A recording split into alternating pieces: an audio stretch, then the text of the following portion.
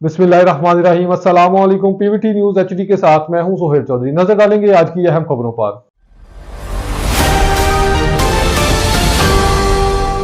बिहाड़ी से district reporter नूर अहमद जमलेरा के मुताबिक वजीर आला पंजाब मोहतरमा मरियम नवाज के सुथरा पंजाब विजन की धज्जियां वासा बिहाड़ी की गफलत से अलहमद गार्डन में गटर उबलने लगे।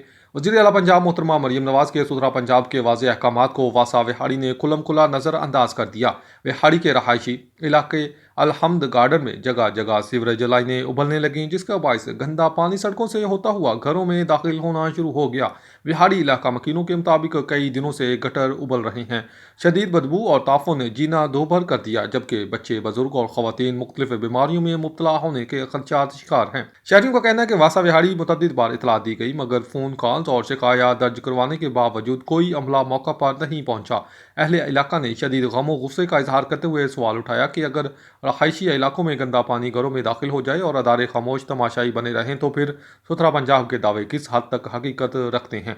शहरियों ने मुतालबा किया कि वज़ीर आला पंजाब फौरी नोटिस लेते हुए वासा विहाड़ी के ज़िम्मेदार अफसरान के खिलाफ कार्रवाई करें और अलहमद गार्डन के मकीनों को इस अजियतनाक सूरत हाल से फौरी निजात दिलाई जाए।